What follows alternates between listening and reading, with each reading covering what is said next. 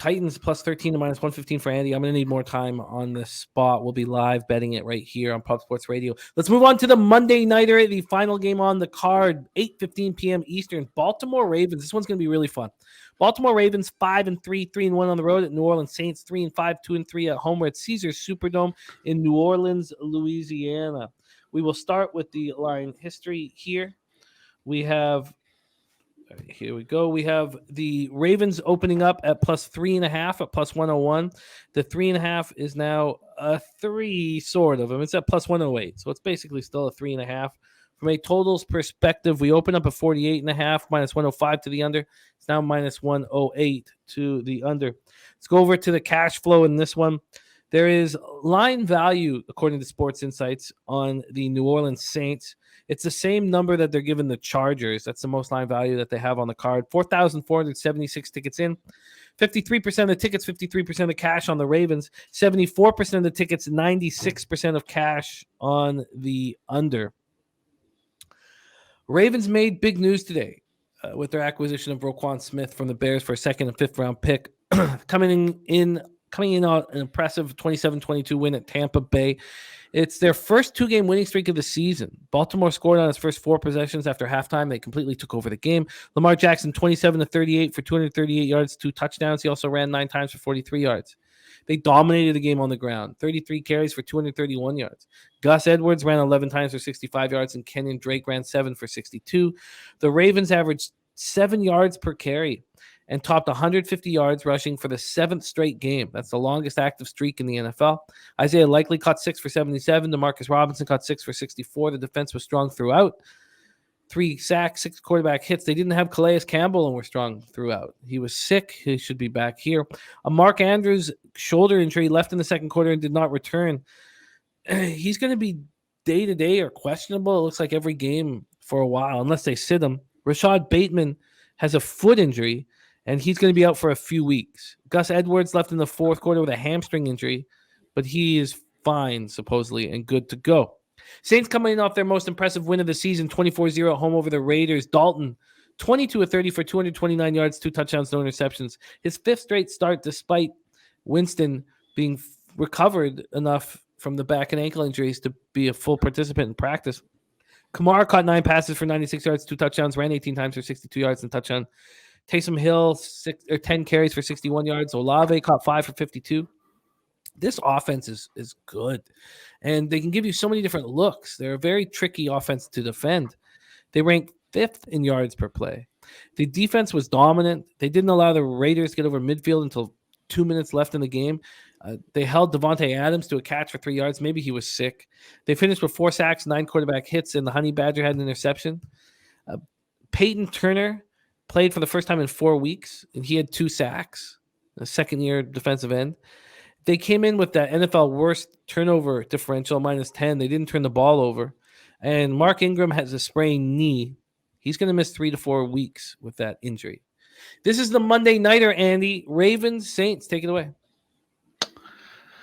The Saints have been an odd team for me, haven't they? They just lose players, and doesn't matter. Offense team still hums along. Just ragtag team of whatever, almost beat the Vikings, should have beat the Vikings in London, have looked good in certain spots. I mean, Olave, I don't know, who's your favorite rookie wide receiver right now? Like, Pickens had a really cool catch, and I know it was until we had the injury down in Tennessee, he was fun, but it might be Olave for me. Olave has been a really fun addition to this team. If this team gets healthy, like someone mentioned in the chat, it's basically anyone not named Carolina can win this division. It's a garbage division, and you're not out of it, despite the record for the New Orleans Saints. So Baltimore with the extra rest and a big coaching advantage. I guess this is the mini maxi buy where you go from a Thursday night to a Monday night where you get the bonus extra super rested, almost a bye, with a very accomplished, smart, veteran coach and coaching staff.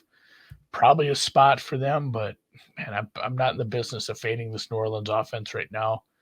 We'll see how some of these additions to the Ravens work out. It seems like 4 or 5 teams in the AFC are going in on this season. I'm very excited for the AFC playoffs, but not super excited to bet this game. These numbers are real close to where I'd have everything. I think that there's a lot of truth to what Birdie's saying. Sun Dizzle backing it up. Saints are his team. Birdie's saying, my personal opinion on this game is the Saints are going to get wrecked. Says people love the Saints. They play 4 bad games and 1 good one, and then they take money every time. He says Ravens are going to hammer them. I don't know if they're going to hammer them, but this Ravens team is going to be very dangerous here on out. They're hard to defend. It's a very hard team to defend because they do a few different things well, and then Lamar Jackson sometimes just goes full Lamar. So, why wouldn't I take the 3 points here? I don't. I hate backing teams against a team that's I don't understand why the offense just keeps clicking, because offense is what matters. What's this line at Chris right now?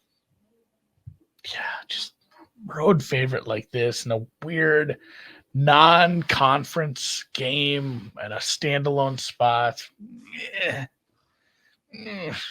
Not a fun one for me. I make this Ravens -3, so no real value for me. Again, yes, the Ravens are a better team. The Ravens are, probably 5 or 6 points better than Baltimore, or New Orleans on a neutral. That's about where the line is. So I'm fine with this price. I think it's really a well-set price, and I'm not getting involved with. I will bet first touchdown scorers. I will bet the second half, but I won't be on this one pregame unless something violently changes. Well, there's a big move towards the Saints here. We see 2.5s on the board now. Mm-hmm. So there's no rush to back the Ravens. No rush at all to back the Ravens here. But this one's going to be really, really fun. Also, it's completely split with tickets and cash. 53% of the tickets, 53% of the cash. I mean, what do you think of this total? I mean, sitting at 48 at Bet365, over at Pinnacle, it opened at 48.5, and that's where it is right now. But it's dropped a half point over at Bet365. What do you think? Maybe could be talked into and over, but everything about this line looks pretty well set to me. I'm fine with this, and it's a New Orleans Saints team that I don't quite understand, but they're playing well under a coordinator that was promoted from the other side of the ball. The offense is playing great. Lattimore hurt maybe makes a big difference. Maybe we do see this Ravens passing offense really start to click against someone, but I mean, this is a weird-ass team that just shut out the goddamn Raiders. I guess there's no rush to move on the Ravens here. Yeah, so I think you'll have time, even if you have to get a 3. Like, you've got plenty of time. Well, they're offering me a 3 at plus 100, but look, bookmaker at 2.5. I mean, that 2.5 is juiced to -119, but I see more 2.5s coming. If you want, see, I can't take the Ravens at plus 100 -3 if Pinnacle's hanging a plus 108 on that. So, very interesting. This is our Monday nighter here. I think the Ravens are. I mean, how good are the Baltimore Ravens? How dangerous are they? I mean, like, is it time where you might want to get involved with them in the futures market?